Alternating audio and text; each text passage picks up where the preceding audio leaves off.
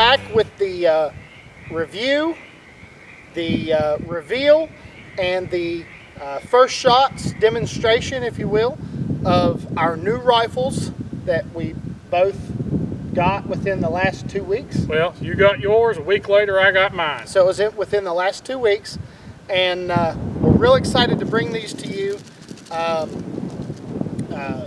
We are exceptionally pleased with these rifles. I've been wanting one for a while. Past 10 or 15 years. I had actually come across one years ago, but it was in the wrong caliber, and I didn't purchase it, and now I was in a position I could purchase one. And then Dad, he's done some stuff for us down here on the farm, so we got him one as well. We're gonna show them to you today. We're gonna reveal them, and I think you're gonna be really pleased. We have a lot of history on them. A lot of the features that they have go back to the K98, yeah, the old German millimeter Mauser, or 8mm Mauser. It has some of the Remington 700 features in it. Right, and there's a lot of cool features with them. So we're going to be shooting those here in a little bit, and Dad's got to sight his in, which I think the most yours is bore sighted, right? Yeah. We have shot mine. We cheated a little bit. There was no video. When I got mine, we spent an entire day down here and shot, what, 49 rounds of 49 rounds and dropped a tree. We actually cut down a tree with it. There'll be a still photo of that tree. Now, mind you, it is a 308. It is only a 308 caliber, but when you see this tree, which is down here at the end of the bow range, roughly 100 yards. At roughly 100 yards, that was taken down by this rifle. So that's pretty impressive. Anything you want to add? No, other than, you know, it's been a long time since we've both got brand new guns. Oh, brand new. I don't think we've ever gotten brand new rifles together. No, not together. I bought the Marlin XL7 in 25-06 years ago. It was 2004. Right. Okay, that was after I had my stints. And this is the first time me and you have gotten rifles identical. Right. I mean, these are identical. If I would lay mine down beside his, he could accidentally pick mine up. Yeah. But other than his has a sticker on it. Well, you had to tell everybody. But we plan to get mine zeroed in, do a little bit of shooting with Jerod, fine tune his. His was close. Mine was close. And we're going to get mine close. These will be our primary hunting rifles this year. Yes, they will. I'll probably take the 700 VDLs backup, but... Well, that's because you haven't killed nothing with it yet. Right. I have, so my backup rifle may be, because I'm using a 308, it may be my AR-10. Yeah, you have never taken that one hunting. No, I've never taken that hunting. So, just stay with us. We're getting ready to get this stuff set up and take some shots. We'll take you along with us and you can see what happens. Okay, folks, got a target set up at 25 yards. Shoot and see. Got a GoPro camera in front of it. I am shooting PMC bronze 308 Winchester, 150 grain bullets in it. Of course, I will be reloading for this, so that means once I get the scope set, then I'm gonna have to fine tune with my reloads.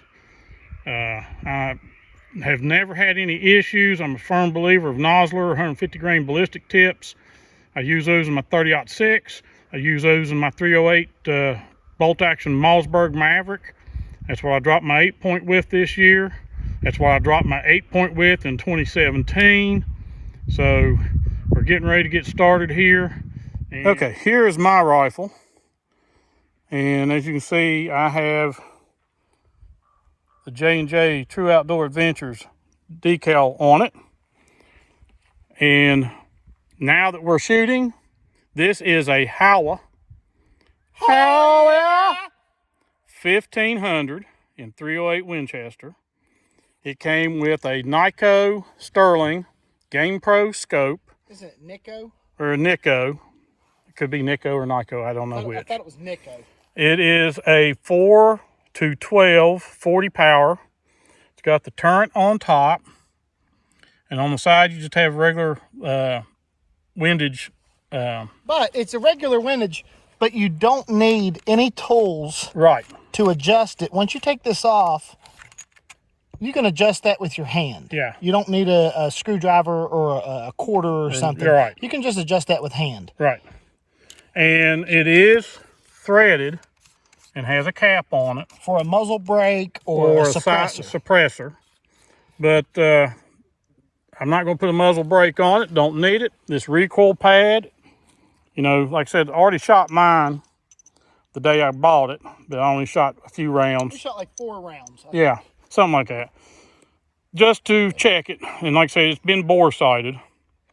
And so now this is going to be the moment of truth. They come from the factory, and they're supposed to be, what was it, a 1/4 inch MOA guaranteed? Well, MOA, I've got it in my bag back there. Yeah, it's guaranteed MOA. Yeah, it's guaranteed 1/4 inch MOA or something like that. Yeah. So just stay tuned. Jerod will be turning on the other camera, and I'm going to turn on the GoPro. I got it set right up in front of the target. Don't think you can see it. You might be able to see it there. So just stay with us, and we'll get this thing checked. Okay, I'm just going to load 3 rounds in. This is just a regular magazine. And it will hold up to 5 rounds, not 4, like a lot of rifles. It's a dropout magazine, kind of like the 700. 700 BDLs, 700 ADLs that don't have an actual detachable magazine.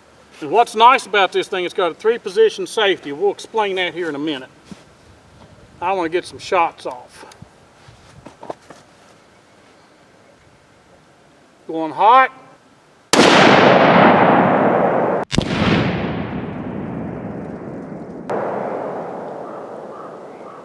About 1 inch low. Of course, I do have a clean rifle.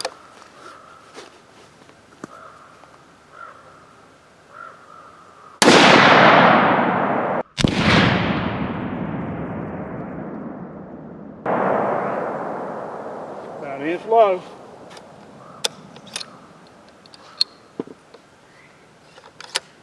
Take that 3rd shot and see what it does.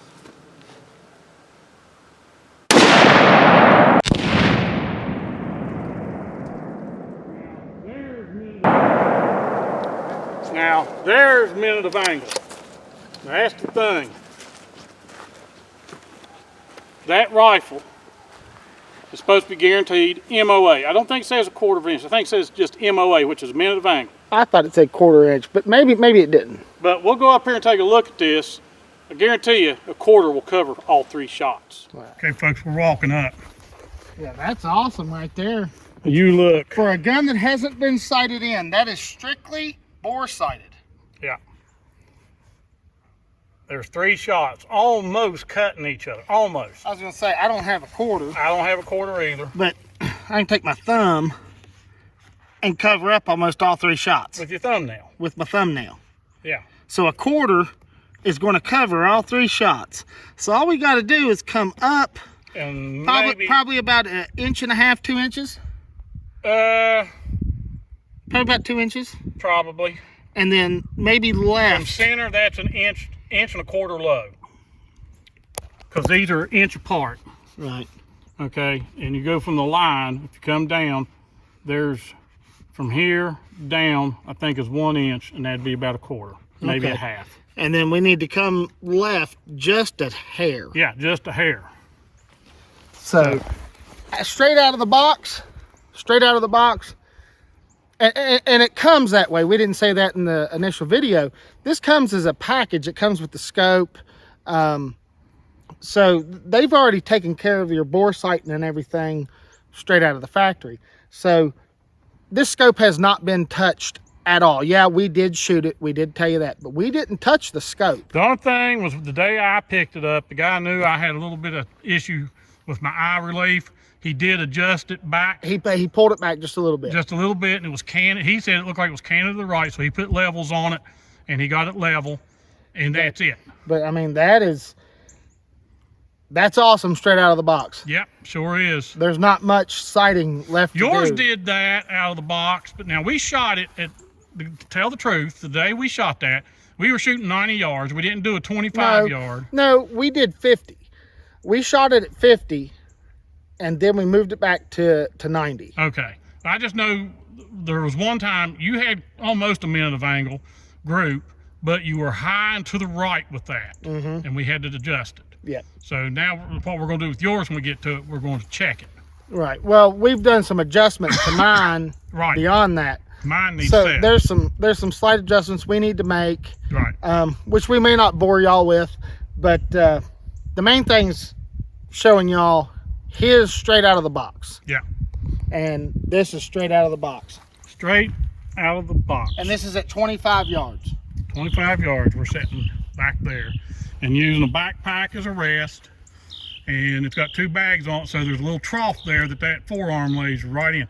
Oh, and another thing, Jared, these things have free floating barrels all the way back to the receiver. Right. A lot of people, they want those free floating barrels.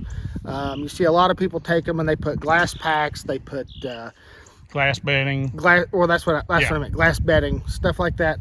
To get that free floating barrel, this comes factory with a completely free floating barrel. You can take a dollar bill all the way back to the receiver.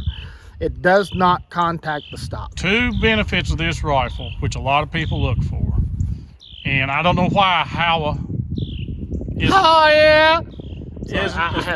isn't as popular as, let's say, the Ruger, the Winchester, the 700. This rifle comes from the factory with aluminum pillar bedding already. Well, I can tell you why it's not as popular. And this may stray some of you from wanting to maybe purchase one of these rifles. It is a Japanese rifle. So is the Weatherby Vanguard. Right. Weatherby, anybody that's fans of Weatherby and HOWA are the same factory. Come off the same line. They are the same factory. So if you're a big fan of Weatherby, HOWA is right up your alley. The one plus to this gun that we haven't touched on yet is this gun has a rubber stock. If you get the M1500, It's the Hogue, what's it, overmolded. overmolded. Oh, yeah, that's the rubberized stuff, because they have a synthetic Yeah, they have solid a few plastic. different stocks you can But get. this is the Hogue overmolded But stock. it has a rubber stock. And I'm telling you, once you feel it, you're going to fall in love with it. And if you've ever had problems carrying your rifle in the woods, sliding off your arm or shoulder, Yeah, this ain't going to it's slide not off going of to do it. it. But And another benefit, let me mention this, because I own a 700, Jared owns a 700. we A have a lot couple people- of them. Yeah. The one thing about the receiver on this rifle, it comes out of 1 block of steel.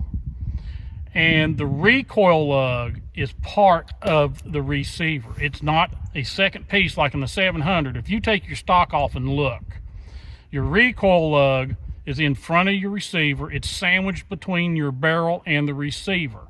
And your bolts that goes up through your floor plate and your trigger guard screw right to the receiver, not the recoil lug. On the HOWA, Oh, yeah. the recoil lug is made with the receiver, and it is drilled and tapped, and your bolt, which goes through a pillar or aluminum pillar bedding, goes right up to the recoil lug. So Right. that makes that gun just awesome. Right. And I'm telling you, if you get a chance to shoot one of these guns, you'll buy one Yeah. shortly after. Yeah. The feel of the gun, the weight of the gun, the recoil. Yeah. I mean, it's a 308, which granted the 308's not going to have the recoil of an .6 or a 300 Win Mag or something like that, but I've shot other 308s. This gun has no recoil. I mean, you would think I was shooting a 223 or a 243. Mm-hmm. There's no worry about this gun recoiling into you and throwing you off shot or anything like that. This gun's steady. And from what I've experienced with mine, like I said, I've shot 49 rounds through mine. I'm in love with the thing. Well, here's the thing. Jared got his. We come down here. We shot it. We shot the day he got it. We come down here and we didn't have much time. So we shot like four or five rounds. 4 rounds. You shot 2, I shot 2. And then we come down that following day and set up the targets, shot 49 rounds. After shooting that gun, I said, I want one. And because of things that I've helped out down here on the farm with, Jerod and Lisa went together and got me this one a week later. Yep. So I tell you, I fell in love with it after I shot his, you know. So just because you see they're made in Japan, you need to try it. Well, the thing is, like we said, if you're a fan of Weatherby, Weatherby's made in Japan as well. It's the same company. Yeah, they even make stuff for Remington 700s. Yes, and when you find out the history of this gun, even though it's made in Japan, when you find out the history of this gun, which we will go into in a little bit, it may lean you more towards it. We have always been Remington 700 people, and that's because the Remington 700 back in the day was the closest you could get to the K98. Yep. And that's what made that rifle so great. Well, we found out information on this gun. This gun's closer to the K98 than the 700 is. Yep. And the K98, you can argue if you want to, is by far the best bolt action rifle ever produced in history. Yep. Many of them were converted to sporting rifles Right. just because of the action. Right. So folks, stay with us. We're going to go back and we will go through some features of this HOWA. Oh, yeah. After we get mine zeroed in, get Jerod's, there are some features I want to show that. Here's the thing, this particular rifle that we have right now doesn't have a lot of YouTube reviews. No. The 1500 Action does, but the actual Hogue stock, like I said, this package deal from HOWA. Most any videos you see of this package deal are from dealers trying to sell it. Well, other people who've bought them, but they wanted to put like an AR looking stock on it. They want to do long distance shooting. They changed the thing into like a bench gun, right, or something of that nature. This gun, the price varies. Yeah. The price goes, when Dad bought his, it was $600. When I bought mine, it was $700. So the price varies right now because of the market, but it's anywhere between $600 and $700, and it comes with your scope, and the barrel's already threaded for your muzzle brake or your suppressor, whatever you want to do with it. But for a hunting rifle, this is a great package. The price is not that bad, and the quality of this rifle, just feeling it, shooting it, is really unmatchable. Yeah. All right, so we're gonna go back and get mine adjusted, and we'll have some more video to follow. Okay, folks, we've got mine dialed in at 25 yards, and if it holds that, my next grouping is going to be from 100, but we're going to get Jerod's taken care of. But this was my first 3 shots, and then I shot 3 shots and hit right here. And that was after adjusting the scope. I adjusted it again, shot 1, hit here, and saying, okay, I didn't go far enough. And then I adjusted it again, shot 2 shots. It was these 2 here. We looked at it. I didn't change nothing else. I said, Jerod, let me shoot 2 more shots. I shot those 2 shots, and those 2 cut each other. After we get Jerod's, made sure his is dialed in, we'll set the targets up. We can get 100, but we have to move everything back where we're setting right here. But we will set them up. It'll be 90 yards. Well, it'll be 97. Something like that. So we're going to get that set up here in a little while. We'll come back with another clip of the video. I know this is a long video, but I want to give a thorough review of these rifles. Like I said, these particular rifles, you can't find reviews on. I've searched YouTube for 2 weeks for this particular setup, and you just cannot find. Well, I take that back. I did find one. It was in a 6.5 Creedmoor. I know everybody is on ball for that 6.5 Creedmoor, but my God, have you looked at the price of a 20-round box of those versus a box of 308s. Go to your store, look at a 6.5 Creedmoor, and look at a 308. A 308, as far as price goes on ammo, is cheaper. If you hold the two rounds together, there's not enough difference to justify it.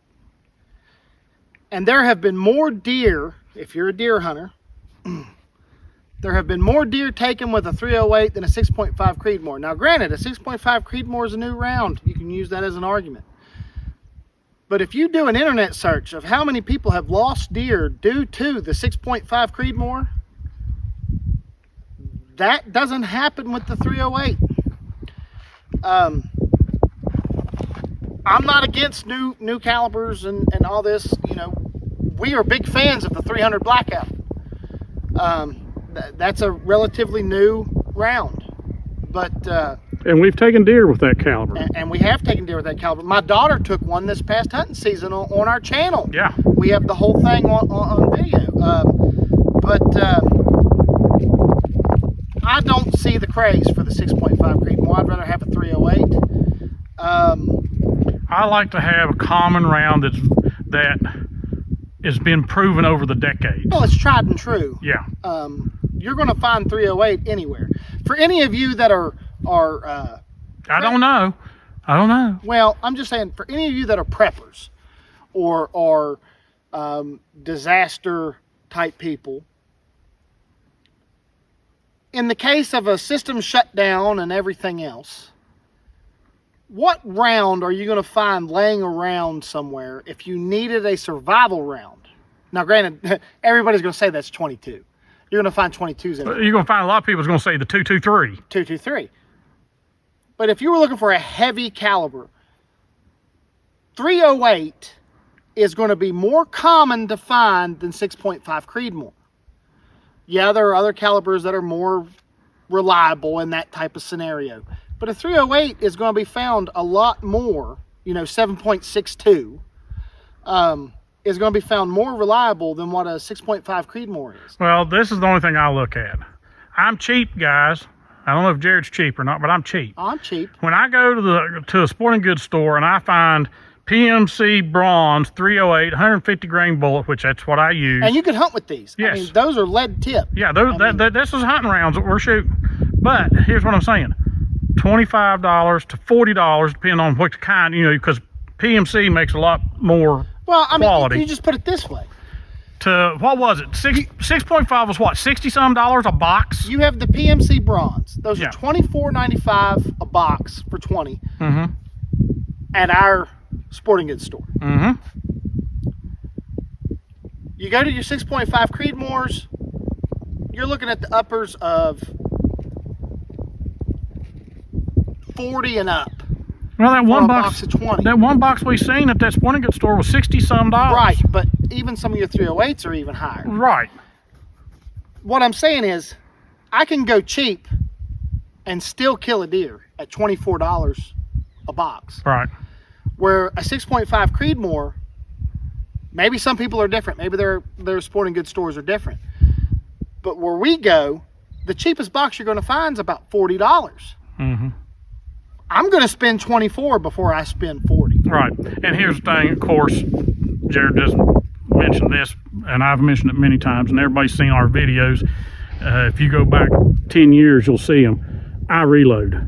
Jerod and I have not bought factory ammo for a long, long time. Well, till now. Till now. We're shooting these rifles. We decided we'd try factory ammo, and then I'll work up a load. I've got a load worked up that works great in the Malmsberg Maverick 308. And it'll work great in these as well. It should, yeah.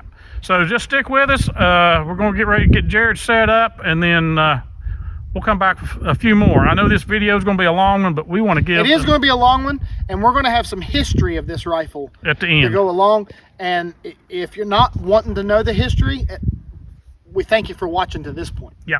So we'll be back. Jared is now getting ready to shoot his at 25 yards so we can make sure what his groups are like.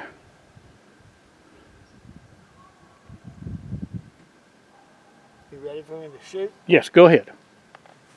Going hot.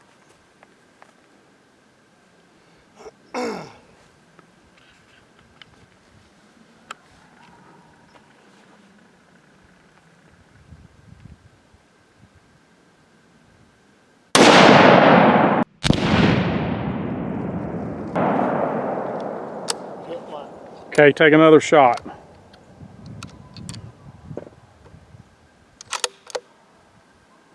See how it groups on a steady rest.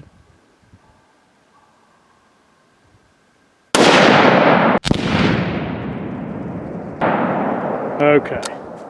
Low. Alrighty, folks, we're going to get his adjusted and we'll be right back. Okay, folks, he's getting ready to take his next shot. He adjusted his scope. And I'm hot. And he's hot. His windage looks good. It's just his elevation.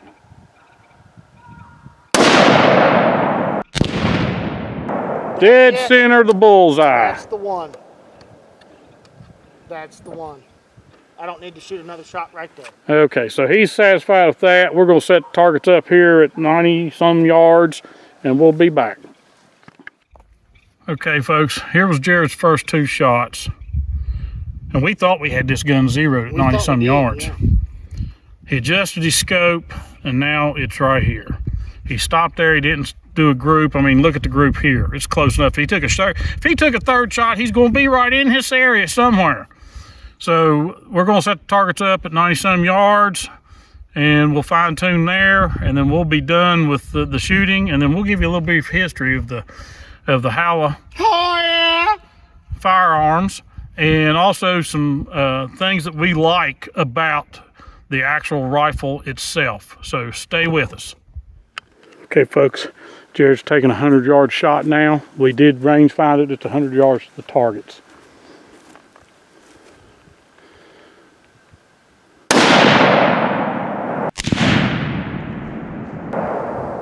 That was high.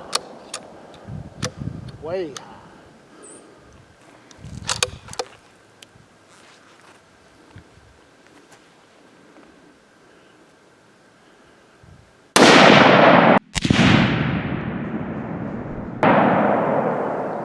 I'm not taking another shot. Again, way high. Okay, let's go down and take a look. Folks, we're going to go take a look.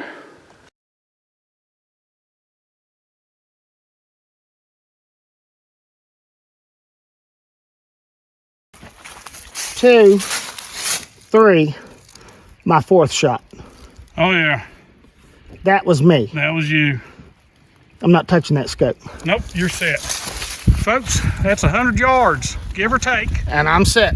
And he's set. It's 100 to 107, 110 yards. That's good enough for me. Now, if you're a target shooter who wants it tighter, you can adjust this scope and you can get it tighter. I'm a hunter. To me, those shots that close together, You're in the MOA. I'm killing a deer any way you look at it, no matter where I hold. Yep. And that, I am tickled to death. Yep. Now, folks, there's the tree that a week ago, 2 weeks ago, 2 weeks ago. when we was down here shooting his rifle and had the target set about 90, 95 yards, something like that. Yeah. It shot through that tree and pulverized it, and over. 49 rounds of 308 took that tree down. Yeah. And you can see it laying there on the ground. We didn't intend for that to happen, but it's just what happened. So we're going to go back, and now it's time for me to shoot mine at 100. Okay, Jerod's done set his. He's comfortable with it. He's done. Now it's to check mine. And if you remember, I was shooting a little high from what an old man told me years ago at 25. So now I'm going to see where I'm hitting at 100. Which I'm going to say, because of what my rifle did, he's going to be shooting extremely high at 100 because he was shooting high at 25. Because at 25, your bullet hasn't even started to rise yet. So if you're shooting high there, at 50 and at 100, your bullet's starting to rise. I think he's going to be shooting high. I probably should have been dead on at 25. Dead on or a little bit low at 25. Okay, I'm going to go hot, and I'm shooting at the head of the target. If you don't touch it, you shot over it.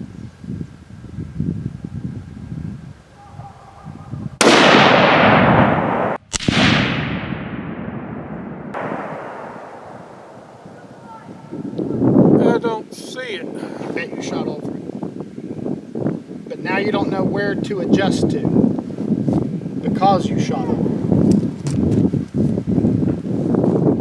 I got it all the way up to highest magnification, which is 12. Then I don't So see do it. this. Drop down to the bullseye for your second shot Yeah, that's what I'm gonna do. and shoot.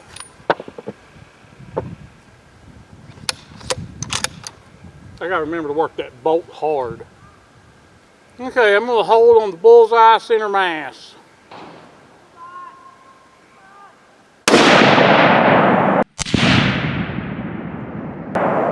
Oh, I got it in the shoulder. Left, right. Tad to the left. But that could have been me. All right, take one more. I'm holding the bullseye again.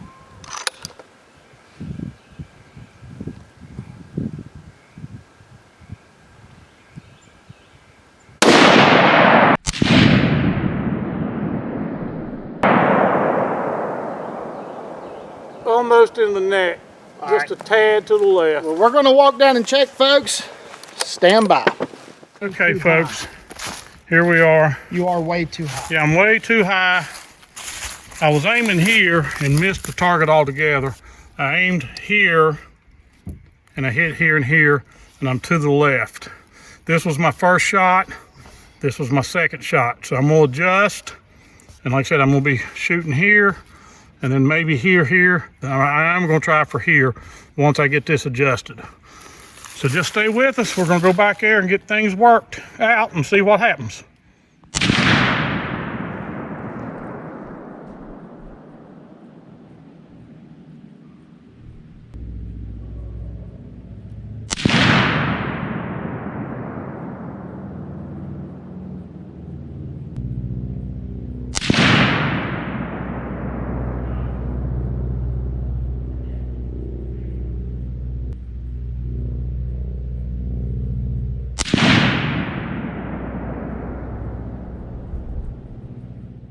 Okay, folks, here we are. First shot. Yeah, I ruined your target stand. Oh, man. But I don't even know where that piece is laying. It's got my clip on it. But first shot I took after adjusting got me up here. Then I got here. Then adjusted again. And I got here. And then the last shot I took put me right here. Okay, folks, we've got these dialed in at 100 and some yards, 107, the rangefinder said. Yeah. And we're comfortable.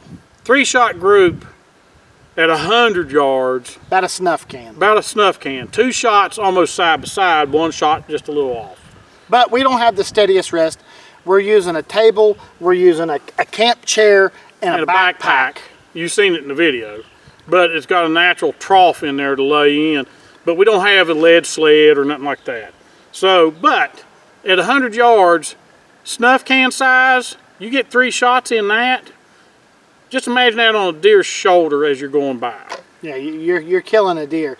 Now, granted, if you're a target shooter or something of that nature, or Precision shooting is what they call it. precision shooting, maybe that's not good enough for you.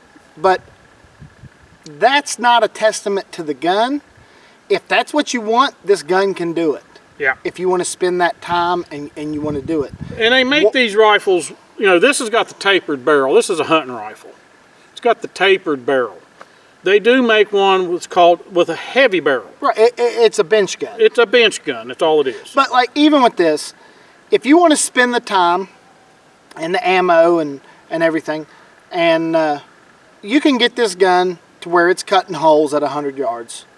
No doubt in my mind. No doubt in my mind, No doubt. If you have a good steady rest to where your gun's locked in, we could have done it. We could have done it right now. But we don't. What we're shooting off of is a backpack, and we still have a lot of play when you're laying on that backpack. Yeah, the lead sled locks your gun into place. I mean, we have to deal with our heartbeat, with our breathing, breaths. So our vision, because like I'm, 60-some years old, my vision's not the best. As you know, my vision sucks since I was a kid, so Yeah. it doesn't matter. But you can get these things to where they're cutting holes at whatever distance you want to. What we sighted them in for is what we sight any rifle in for, and that is deer hunting. Yeah. Now, I don't think I have a dollar bill, but I do have a piece of paper here. I told you this is free floating barrel. I might have a dollar bill. You might have a dollar bill? Yeah, hold on. We're going to talk about the gun a little bit. Yeah. Like I said, this is going to be a lengthy video. So everybody that's been around this long, we thank you. But this is the history of the gun, so if you're interested, this is where some of the more interesting information comes from. I'm going to lay this across towards Jerod. Jerod, I apologize. I know, it's unloaded, the bolt's open. Here's a dollar bill. Watch this thing. All the way back to the receiver. No touching anywhere. Okay? Now, that's that HOWA double overmolded stock, rubber texture. It's got some jimping here on the pistol grip. It's got jimping up here on the forearm for you to grip. And some features. This thing has a 3-bolt safety. All the way back is safe and the bolt's locked. It's great for walking in the woods. You go through a laurel thicket, you don't have to worry about your bolt being kicked open and maybe sliding down, kicking you around. Exactly, because that's happened before. Yes. Then you go up one click, it won't fire. This is where it comes to, you need to empty your gun if you're going to empty it that way. Or the mag well release is right here. And that drops everything out the mag. But if you have a loaded chamber, but you want it on safe. Say you've loaded it, right? And you're done hunting for the day. You can drop everything out of here by pressing the button. Yeah, open the floor plate. Opens the floor plate, drops that out. And you can work your bolt without any issue or scare of maybe accidentally hitting the trigger and setting that gun off. Now, another feature, which I'm going to lay this across Jerod's leg again. That's fine, I'm going to open my bolt again. If you want to take the bolt out, this is nice. It's on the left side of your stock. Right. You pull your bolt back, there's a button here, you push, pull your bolt out. Now, what I'm going to tell you, and I might have to use some editing software to show you, this bolt has a 2-lug locking bolt. And it's all formed, the handle is even formed from the same billet of steel. It's not something that's pressed on or anything. Also, this bolt has a heck of an extractor. It's nothing, I don't think it's like the 700. It's more like, and me and Jerod, you've heard us say it, like the Mauser. The K98. Yeah, it comes back, it's a big, hefty looking extractor claw. Also, this bolt on the bottom, and hopefully I will edit and zoom in, has 3 holes in the bottom. And the rifle itself has a hole right here in the receiver. That's just in case you would have head and case separation from a round that you just fired. Instead of this bolt blown back, which it probably wouldn't, but instead of everything blowing up, it sends the gases out the receiver, down the bolt, out the floor plate. Now, of course, your floor plate's locked, but it sends those gases, instead of coming back in your face. I'll say it would still allow, even though that floor plate's locked, it's not airtight. So that floor plate's still going to allow gases to extract escape. And to escape to where it's not coming back in your face. And like, you know, I've told you, I think in the video earlier, that the receiver and the recoil lug is all one piece. Right. It's not a 2-piece receiver, then a recoil lug, and then your barrel. And the bolt in your floor plate here goes into the recoil lug. These are pillar bedded behind the trigger. Aluminum pillar bedded. Yeah, aluminum pillar bedded behind the trigger, and right here where the 4-plate screw is, it goes into the recoil lug. That's what makes this rifle so accurate once you get it dialed in. Right. It already comes with your swivel studs already mounted in the stock. We bought these slings. These are just old Allen Walmart special slings. But I'm gonna tell you what, the rubber backing on them is perfect if you don't like to, when you're walking through the woods, constantly have to adjust your rifle because it's sliding off of your shoulder. These things stick to your clothing to where the gun stays where you put it, and that's one of the biggest reasons we went with them. Yeah.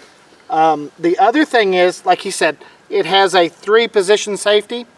He covered the first 2. The third, of course, is fire, and on fire you can work the bolt and you can fire it. Yeah.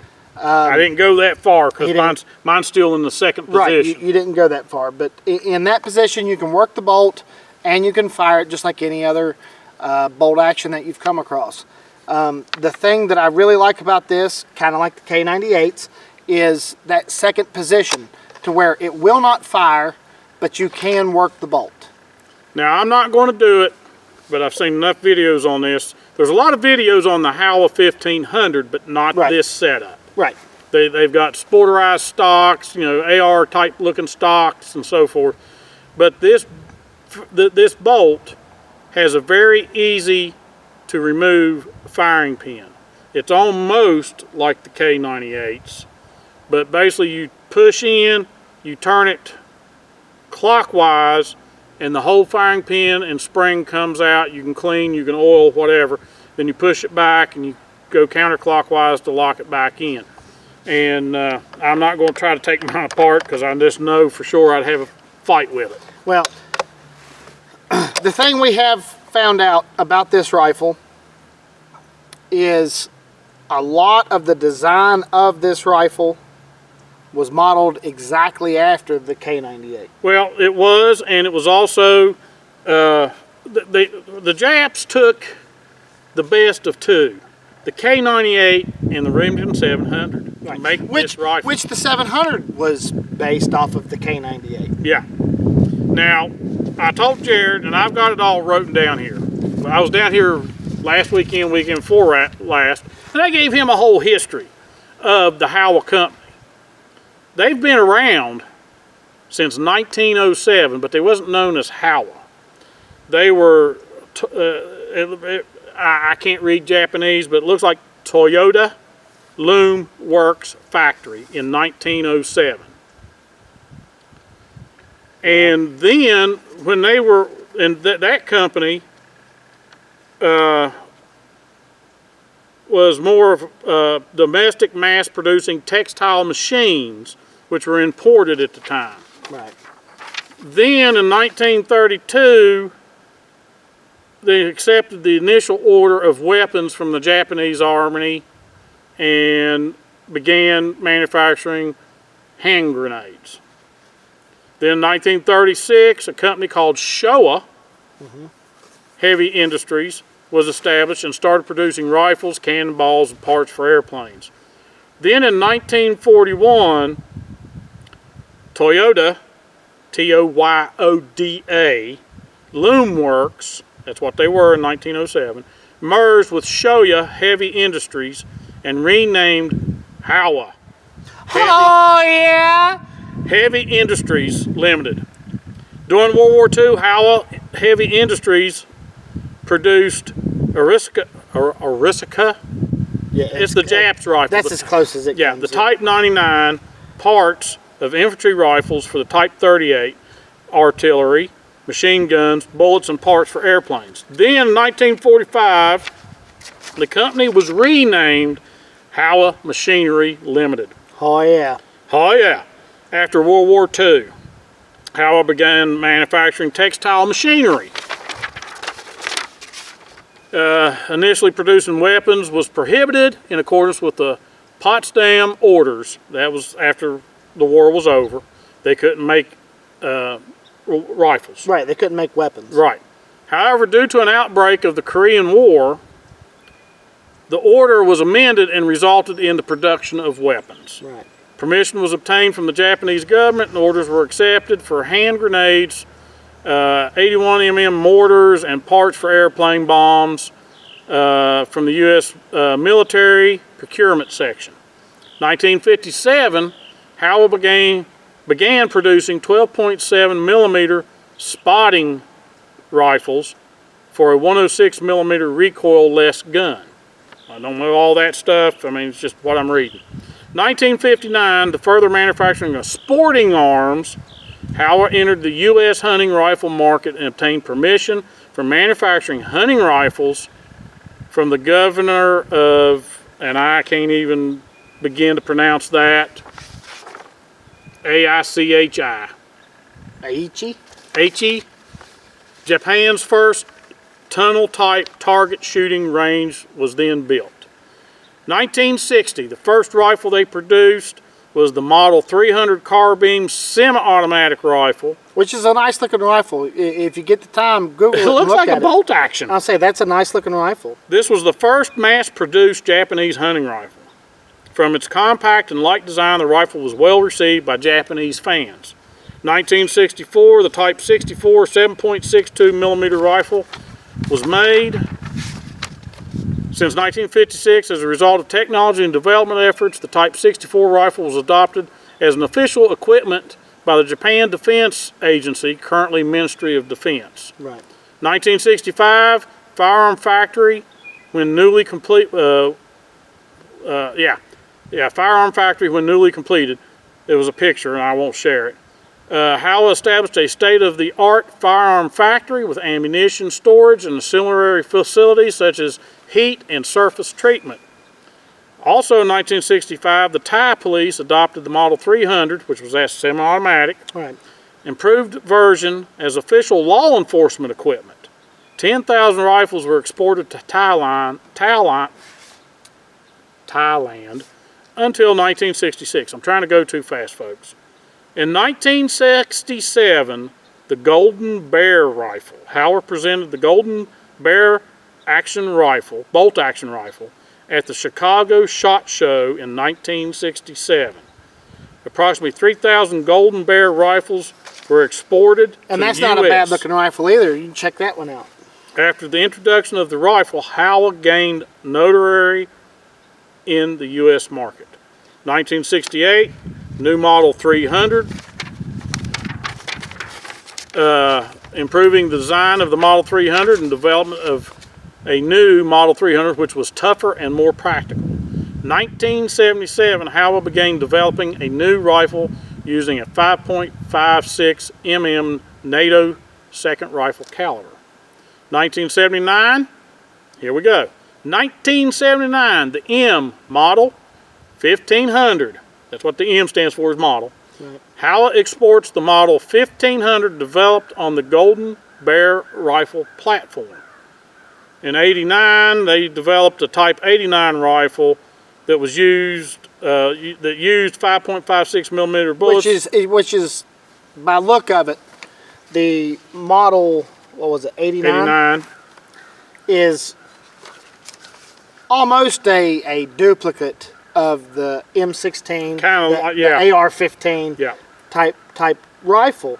The M1500, which is what we're holding right here, which is the modern form of it, of course, that was brought about in 1979. Right. Yeah. And of course, it says here the Type 89 was used for the Japanese Defense Agency, the currently Ministry of Defense, Right. in 1989. Yeah. Now, the one thing we didn't touch on is trigger on this rifle. This is called the HACT, H-A-C-T. It's the HOWA Actuator Controlled Trigger.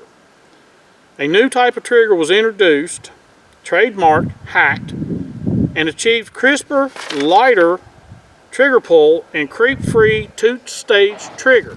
Now, I'm telling you, from me shooting, it's a two-stage, so you feel that trigger come back, and then there is no creep.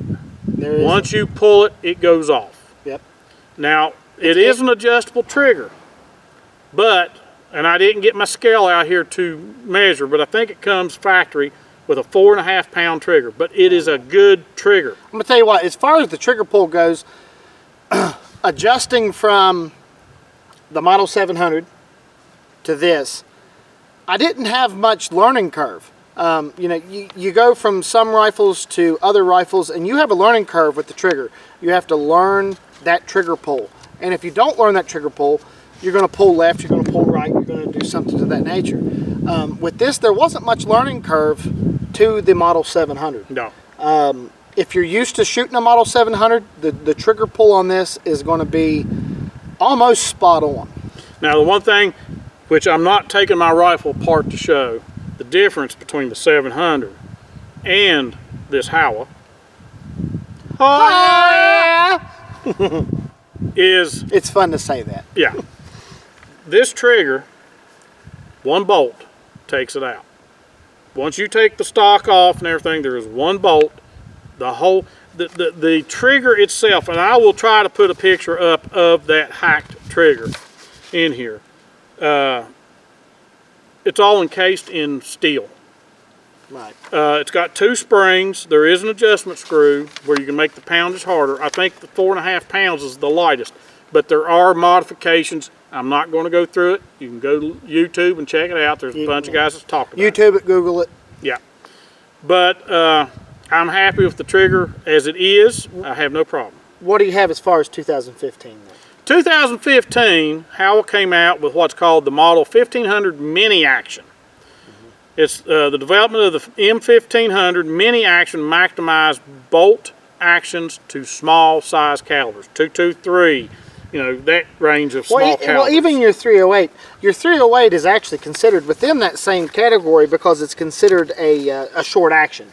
Right. Where like your 30-06, your 270, your 300 Win Mag, stuff of that nature, they're considered a long action. Right. So these are considered that. Now, the gun itself, from shooting as much as I have, what you have, sighting them in today, it's solid. I mean, there's no complaint whatsoever. No. I've been a big, like Jerod even mentioned, we've been a big fan of Remingtons. Always. I've got, you've seen the videos I've already posted, 742, 760, 700. I've got a 700 ADL. Which I own just about every single one of them. Every single one. And we've been big fans. Love the 700 ADL and the BDL. Now, we love the BDLs because we have the 742, the 760 BDLs. Well, not just that. The BDLs just have that walnut stock with the nice finish and the checkering. And that was one of the things that drew us to that. It's a classic rifle. Back in the day, your rifle wasn't just a rifle. It was a statement. Yeah. But I am now sold on these. Oh, I love after it. shooting. Now, I shot 20 rounds, 22 rounds today. Now, the day I bought it, we shot some rounds through it. I went home, cleaned it. And how it has a specific break-in period. These are cold-forged steel barrels, and they try to tell you that you need to go through and shoot. There's a very strict break-in period that they suggest. And basically, it's 10 rounds. It is, you shoot a round and you clean from the beginning. You shoot a round and you clean the rifle. Then you shoot another round and you clean the rifle. For and you 10 do that rounds. for 10 rounds. Then, after you do those 10 rounds, you shoot like 5 rounds and you clean the rifle. No, it's 2 rounds. I've looked it up. Okay, it's well, 2 rounds, clean the rifle. It goes on and on. But you do that for another 10 rounds. After that, you're done. But to be honest, we didn't do it. I didn't do it. I'm not going to do it. I was going to do it, but I didn't do it. And you've seen what we've got here. I don't feel like you should have to. And I'm the type that if I have to go through that type of strenuous break-in period, it's not that good of a rifle. I should be able to take that rifle from the day I bought it, shoot a few rounds through it, box of rounds, 2 box of rounds, clean the barrel, go back out the next time, clean it or shoot it, and it should be just fine. Well, I shouldn't have to clean it that much. I told Jerod I do, because after he got his, I talked about that, and that's when we was down here after we shot it. And because I didn't do it from the get-go, I didn't care. We didn't have video camera going, and we wish we would have had the video camera going. Yeah, because we cut down the tree. Yeah, we cut down the tree. But here's the thing: I understand the reasoning behind at least the first 10 rounds, maybe, is that this thing has been reamed out, the rifling cut in it, and everything. I don't know if they test fire these in Japan before they send them here. You don't get a test fire round in the box. No. A lot of companies, when you buy your rifle, you get a test round in the box where they fired it. Yeah. to make sure everything was good. I know you do handguns. You do not get this with this. But from what I've shot it and from what he shot his, I don't think there's a need in that break-in period. I don't either, but now, it's like I said, we went out the day I got this one, and we shot some rounds through it, 25 yards, and then I took it home, and then I took the bolt out, I took a brush through with a rag on it and some bore cleaner, and I cleaned out the bore, and I run some dry patches through it till I got all that cleaned out, and then I put some oil in it. So, but the one thing I will tell you, you keep hearing us talk about, this is a Japanese rifle. This is a Japanese rifle. They are imported to the USA through Legacy Sport International in Reno, Nevada. Right. And I've watched a video where a professional hunter tours their facility. And he goes through, he's actually allowed to pick out his rifle. I think he got a 7mm08. And they have crates of these receivers, barreled receivers with the bolt. Crates of them, different calibers, long action, short action, whatever. He picks out what he wanted. Then they go to another part of the warehouse, and there's all kinds, I mean, there's just all kinds of stocks. I would say, because if you're not a fan of the synthetic or of the rubber, they make this in a wood. They have a wood stock you can get. They have a synthetic if you don't like the rubber, which I don't see how you can't like the rubber. But anyway, they make a synthetic that goes on here. There's all kinds of stock options that you can do with these rifles. But me particularly, Dad, this rubber stock is amazing. Yeah. And I'm going to end this right here. We're going to have a little clip here. We're going to shoot some steel. Right, but I got one thing to add. Okay. One thing to add too, for anybody that's interested, is HOWA, right there, HOWA. This is a 5-round internal magazine. 5-round internal magazine. Okay. They do make the option. It's $89 or $79 for the option. You can replace this floor plate. And it's just... It's the trigger guard and the floor plate. You replace this and this, and you still use the same trigger, but it actually has a detachable magazine. You get a 5 and a 10-round magazine. You can do a 5-round or up to a 10-round detachable magazine that you can put in this rifle, and it's only $79 to $89. The one thing is, make sure if you would happen to get one of these and you decide you want to do that, that's like I said, some of these guys are using the AR platform type stocks on them. Right. But if you stay this route. Yeah, if you stay this route and you want that magazine, be real careful when ordering. I've watched some YouTube videos where some guys modified their rifles. Right. The trigger guard and everything here ended up being polymer. The magazines are polymer, but they do make this in steel and not polymer. Right. So, I mean, if I was getting a replacement to go for the magazine, which I don't want that magazine cutting into my back, I would want the steel, because polymer, you bump this just right, you could break it. Well, the main thing I was getting at is, for anybody that's interested in more rounds, you can get this in a 10-round magazine that's detachable. Some people like detachable magazines better than this internal magazine. Yeah. And it is available. And like I said, it's around the $79 to $89 price point. And it's all about taking out 2 bolts, removing this, putting the new one on, bolting it in, and then you have a detachable magazine. Yeah. And honestly, it don't look bad. For me personally, my personal preference, I would rather keep it this route. Oh, that's me too. Like I said, magazines, if they stick out too much, where you got this thing shouldered, you got to worry about it digging into your back or whatever. And I do know the release for the magazine is right here in front of the trigger, and it sticks out a little bit. Right. And there's the option, there's the chance going through brush, you could pop that and that magazine come out. Right. So, but like I said, we're going to have a little end clip here. We're going to shoot some steel. We're going to get the camera set up. But appreciate everybody watching. If you've stayed this long, we really appreciate it. Thank you for following up with the history of the HOWA. I apologize to anybody that doesn't appreciate me doing that, but that is this rifle. It's called a HOWA model 1500. You can get it in multiple calibers. You can get We got the multiple 308. calibers. We got the 308. You can get it in 300 Win Mag. You can get it 270. You can get 30-06. You can get it 6.5 Creedmoor. You can get it in, I don't care. You can get it in 243. You can get it in 223. You can get it in just about any caliber that you see fit for what benefits you. If you hold one, if you shoot one, you'll buy love it. one. Yeah. You'll buy one. All right. Thank you for watching. Like I said, stick around. We're going to shoot the steel. That's all. It's going to be the end video. But we're going to say appreciate you watching. Please hit the thumbs up, comment, Like, subscribe, share. And as we're fond of saying, We'll see you in the woods. we'll see you later. We're gonna have some fun with some steel. I'm going hot. Shooting 69 yards at a steel plate, and hopefully the GoPro will capture it. Here we go. Nailed it. Swinging plate.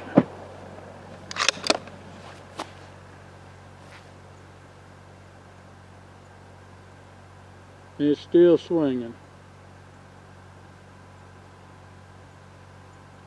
Got it. 2 shots. And she's a swinging.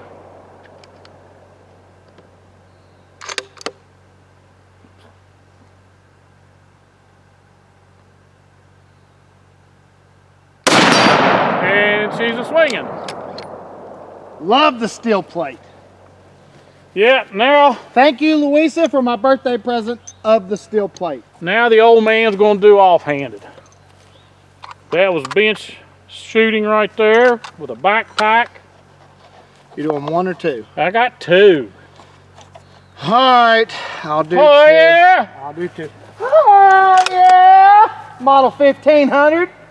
Going hot.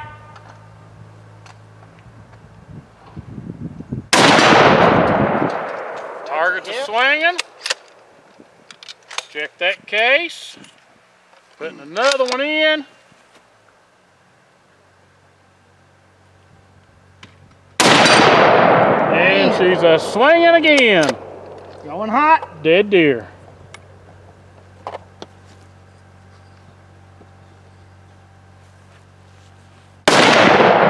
Oh, that was a miss. Man. I suck. That's free-handed, folks.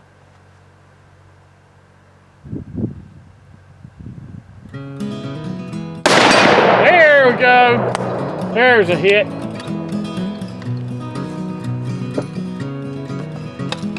We've had fun with this. We thank y'all for watching. We'll see you in the woods.